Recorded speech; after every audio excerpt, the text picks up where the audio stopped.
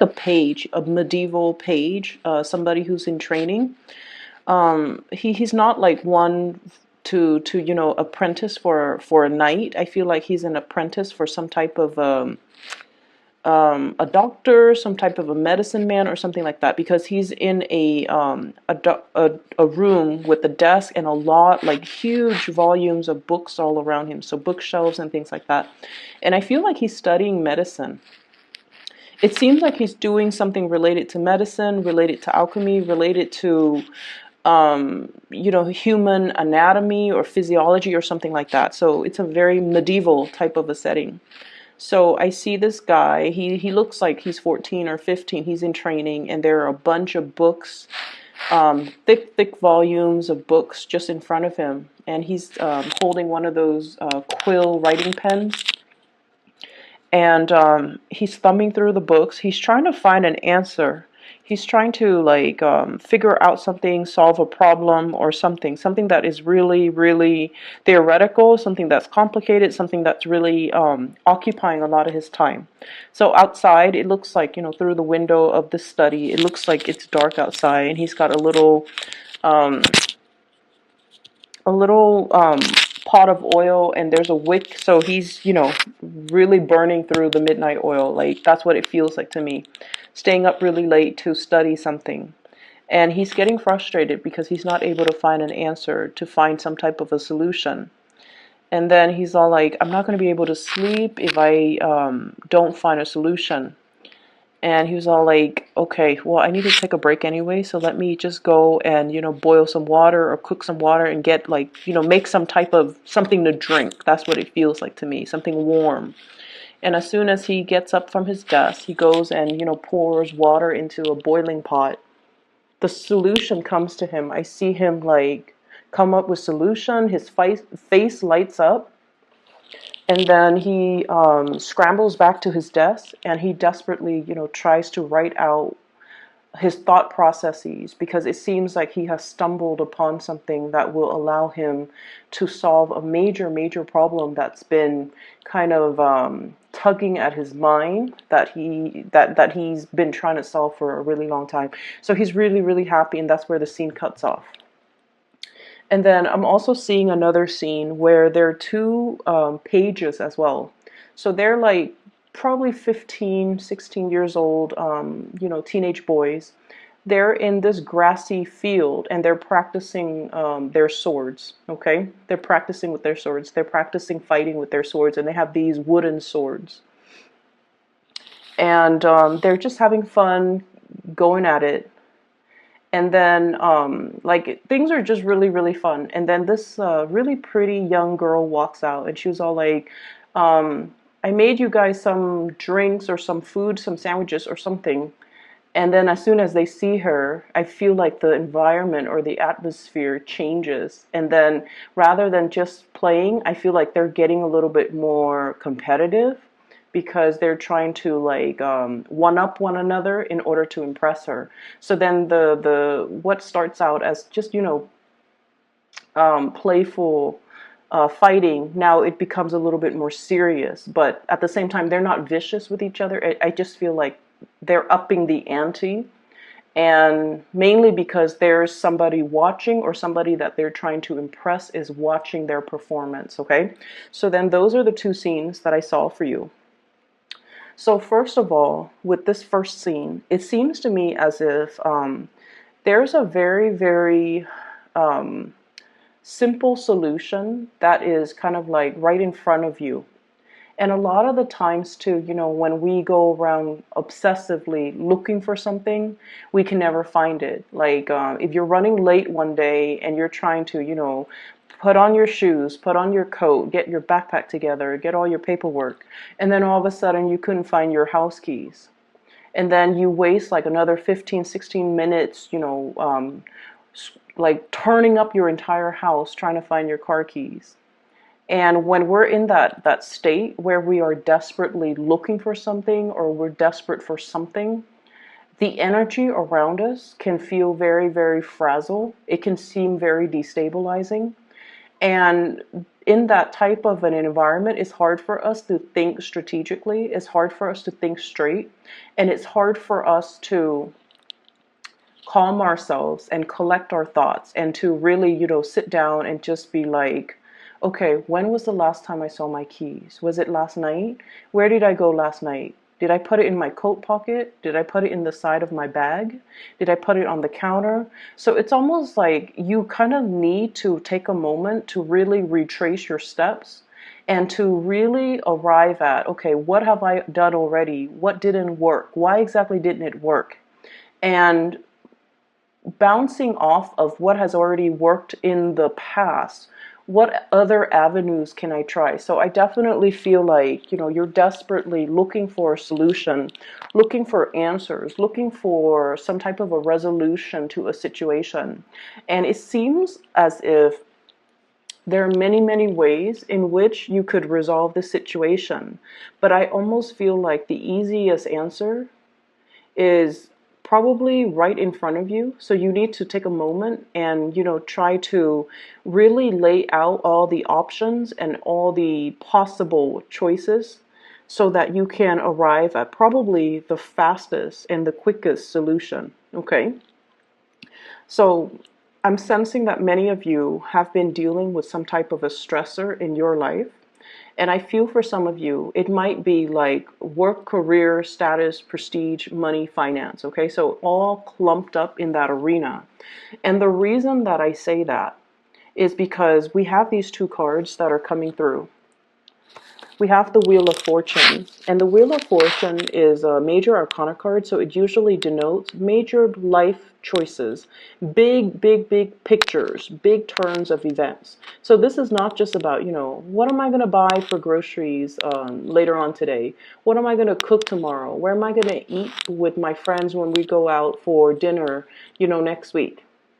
This is not like those mundane, really insignificant or decisions that in the greater scheme of things don't matter. This is about big life decisions, big career paths. What do I want to do with my time?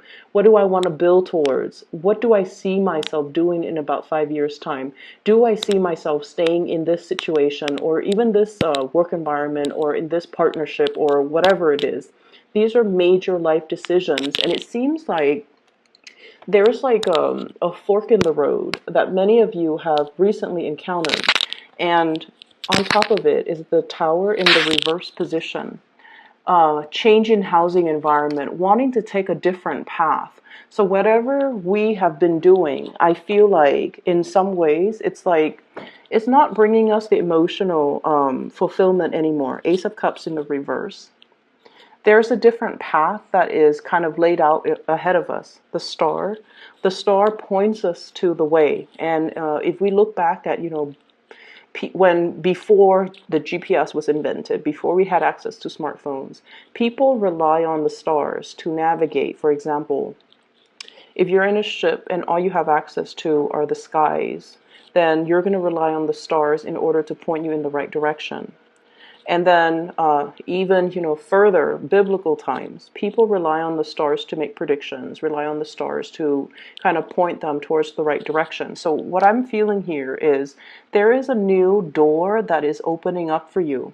And you already know that change is very, very imminent because where you are staying right now, I just feel like it's lackluster. Okay? Either it's not proving to be emotionally fulfilling, or some of you might feel like you're not able to find a community of people, find like-minded people, or find people who jive with your energy. And you might even feel almost a little bit isolated, like you're not able to find that community or that group of friends or meet new people or, have emotionally fulfilling, even philosophical conversations that you guys really, really love. So with the Three of Cups in the reverse, options for socializing, options for really connecting with people on an emotional level might be a little bit lacking in your environment. And some of you are potentially, with the Tower in the reverse, thinking about changing house, thinking about changing work, thinking about like branching out and creating a new social circle, branching out and finding more people that are like-minded with you. And so I definitely feel an environment where you feel like it has really outgrown its purpose, or you have outgrown a situation and you're figuring out your major big next step. Okay. So that's what I'm feeling here with that first imagery, where the answer is actually right in front of you. And I almost feel like, you're coming into this sense of awakening as to what you need to do, and how this major new revelation or information or way of doing or solution is really going to help you propel you to the next phase in your life. Some of you might be in some type of environment where you have to produce. Okay, there's either a lot of like sending and forwarding. I'm seeing with the large volumes of books, a lot of research. Even I see some people who might have to disseminate information to a large group of people. So, for example, if you're in a work environment where things are very structured from the top down, the top sends out memos as to how to do procedures, how to get things done, how to properly do something. You read all the emails, all the attachments, and then you have to find kind of like rewrite it into layman's terms for the common people, and then you have to forward it to all the people so that they know the exact procedures or the exact protocol as to how to do something. So not only are you, problem solving for yourself, you also have to explain it in a way where it reaches a large audience and it's digestible. So you're breaking down really complex things, concepts, ideas, abstract things and concepts and ideas, and you're trying to make sense of it, not only for yourself, but how to teach it or how to give that information out to other people. So it's almost like a transfer from more of a theoretical framework or more of a theoretical realm into more of the practical realm.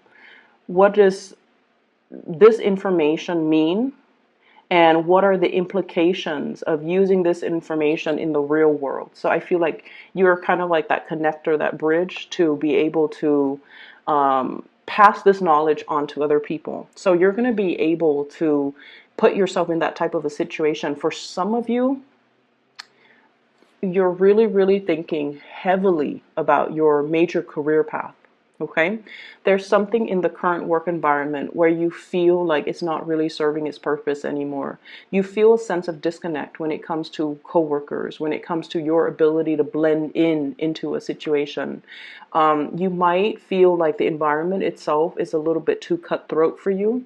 You might feel like the environment, and honestly, I feel whenever I see this card in the reverse and on top of the Nine of Wands, caution. Okay, this is not like a warning signs or anything like that, but it seems to me like it's a situation where you feel like you can't trust everybody, where you feel like people are self-serving, where people are not at their best. They're not supportive of one another. They're a little bit more cutthroat, a little bit more self-serving, a little bit more self-interested. And so you don't like to be in this type of environment where you're a big air signs in general, or major team players. They like to share information. They like to share knowledge. They like to crowdsource. They like to, pick ideas or pick other people's brains or share thoughts. Okay, share knowledge, share processes, share best practices. But you finding yourself in a way where people might be hoarding knowledge, where people are not really they're almost like secretive, or they have hidden agendas. But either way, I feel like it's a very self-interested environment, and it's really hard for you to feel like you belong here, or to feel like you can continue to thrive and to excel in this type of environment. So something like the passion has already kind of like trickled out in this type of environment, and you're not really feeling like you want to stay in here any longer. So you're contemplating some major change, and I feel like you're mulling over the decision. You're mulling over, if I were to do this, what's going to happen? If I were to take this other course of action, what's going to happen? And I also feel there's a huge thing here about, money is going to come in, maybe not yet, but you're going to feel yourself. You're going to feel the ground from under you is going to start to stabilize. Okay. So whatever it is that has broken down, it's being swept away, so something better, something that is more in alignment with you can come into the picture. This is the Nine of Cups, and we have the Star card. Together, wish fulfillment, getting exactly what it is that you want, and being in an environment where you are emotionally nourished, where you are emotionally fulfilled, and you are pretty much, kind of like getting it all, the social circle, the camaraderie in the work environment, the financial abundance, as well as the emotional support. And you're going to feel like the ground from under you is going to stabilize itself once more. And so the question here is, what is this big solution that you have just discovered for yourself? I feel for many of you, you have come up with some type of a plan as to, and what I'm feeling is as to like, how hard do I want to fight for this? So that's what I'm hearing.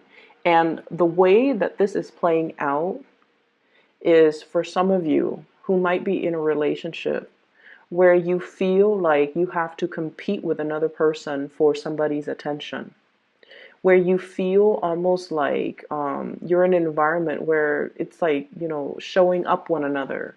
You're trying to be a good sport about it, but I feel like it could be a little bit of a competitive environment. And competition is not something that Libras feel comfortable thriving in. So an environment that's conflictual or competitive or too cutthroat, that's not something that you want. That's what your shadow side, the Aries energy, really, really likes. But I feel like for you guys, you're very, very harmonious, and you're very like conflict avoidant, and you want an environment where everyone gets along, where everyone behaves in a proper and polite manner, where things move smoothly and communication is thorough and concise. And so there might be a situation here in particular with a specific person that might have been contentious for quite some time. And I'm seeing a lot of water energy, a Pisces, a Cancer, or a Scorpio. And I feel like this is a situation where it's kind of like on its last leg. Okay, you have been actively trying to revive it. And we have here, this is the Knight of Cups, water sign, Pisces, Cancer, Scorpio, as well as the Ace of Cups in the reverse. So I feel like, there was somebody here, or there is somebody here that you have really, really loved, and they really, really care about you. But I feel almost like you might not be feeling what they're feeling. You might not love them as much as they love you. You might not have your 100% in this situation. And some of you might be wishing to just, exit the relationship and just kind of be on your own, or to pursue other people. The Star card usually indicates independence. It indicates self-love. It indicates as well like healing. And it indicates a situation where we might be okay on our own. We might not need to be in that relationship to feel whole. And we would rather, be in a really healthy relationship, or be in a relationship where we are completely in love, rather than stay in a relationship where, yes, there's stability, but there isn't that passion, that chemistry, that love, and that mutual connection. So I feel like some of you are in a connection with somebody where that intellectual stimulation might not be there, okay? And the communication as well. It's like you don't really see eye to eye. Eight of Wands, fast, swift communication and contact. And communication where you say one thing and they just get you. You don't have to over explain. In the reverse, it can create communication issues where two people have to constantly over explain, or two people, just communicate on different wavelengths. And so it's not really conducive to a very harmonious type of a relationship. You might even have different hobbies, different interests, different activities that you do. And one person wants to do this, another person wants to do that. And you're starting to see these glaring oppositions, as well as these glaring life choices where I feel it's almost like the differences are starting to drive a wedge in the relationship rather than bring you guys together. And then I'm also feeling for many of you shaking off some type of a restriction. Eight of Swords, okay, the mental prison that we put ourselves in, the unknown, not making a decision because there are too many choices, too many possibilities, and we don't want to make a mistake. And this is a card where somebody is often very, very hard on themselves, and they don't want to fail. There might, I'm hearing as well, limited resources to do all the things that we want to do. So we can only pick one of those options, okay? And we don't know which one is the best one for us yet because we're stuck in this headspace where we are constantly doubting ourselves. And what I'm feeling is, if this is a work situation, I feel like you have other options that are available for you that will be more emotionally nourishing. So make sure your emotional needs are met first, and then the financial situation will kind of flow in. If this is a love type of a situation, I definitely feel there's another person in the picture. And I feel like this, you have another, so I'm seeing like two energies. One person might be from the past. One person might be somebody that you're with right now. So in a way, both people might still be from your past. Like you've known them before, but one person you're involved with, and you're not really sure whether or not to continue. And then to continue with, you might not trust this person as well. And then I see another person that you haven't been romantically involved with. And I feel like you're looking back at this person from your past, and you're possibly thinking, should I give this a try? Should I give it a go? There might have been some recent stoppage in the communication with this person. So I'm seeing possibly a fire sign: Sagittarius, Aries, Leo, water sign, Pisces, Cancer, Scorpio, Aquarius here as well. And I'm sensing many of you are looking for a new start, looking for a new path forward. And I feel like you're waiting for the other person to see if they're 100% on board with you so that you can move forward with them. And what the spread is really telling me is that they're preoccupied with a lot of things in their own lives, and they're not going to be the one to give you that clear sense of direction. I feel like somebody has been kind of impatient with you because you might have taken a really long time to make a decision. And I feel like they feel like they have already left the ball in your court, and it's time for you to make the move and to move forward with this decision. So this is what I feel is your energy as the air energy. You have to be the one to kind of break yourself free of the self-doubt, and you have to be the one to make the decision, and you have to be the one to move forward, because the other person's just like, I'm done, you're taking too long, or the ball's in your court, now you need to move. Now you need to, bring your A game. Now you need to do a slam dunk. That's what it feels like to me. And so while you're stuck here, one of the things that I would advise is, I'm feeling this is pretty much your advice card running right down the middle. We have here the Star, and this is pretty much the yes card. Should I go forward with something? Spiritually, the answer for you is yes. Should I move forward with a person? The answer is yes. Should I move away from a person? The answer is yes. Because it's not really serving your emotional stability, or it's not really adding to your emotional happiness in the long run, and you have other things that are going to be able to do that for you. Okay, so the second message, or the second image that came into the picture with the two kids fighting, and the girl comes into the picture, and then the boys become a little bit more harsh or more aggressive when it comes to showing off their swordsmanship. What it means to me is things can be very, very nice and all fun and games, right?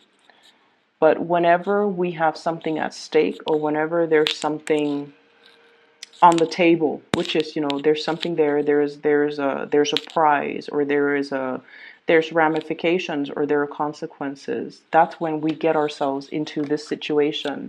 And that's when we find ourselves overthinking, overanalyzing, wanting something pretty badly, and afraid that we might not have the skills, wanting something really badly, Nine of Cups, and we might feel like we're afraid that we don't have the skills, we don't have the proper preparation, that we're not good enough, that we're not really sure if we should go for it. And the thing is, if you don't go for it, you will never know.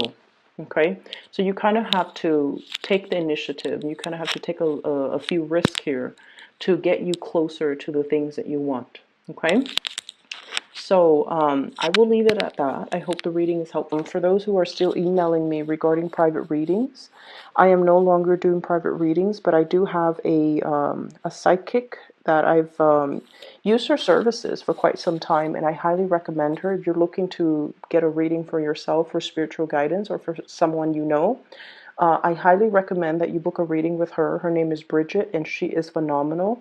I left a link to her scheduling website in the description box below. So if you like to do that, just click on the link. I will talk to you guys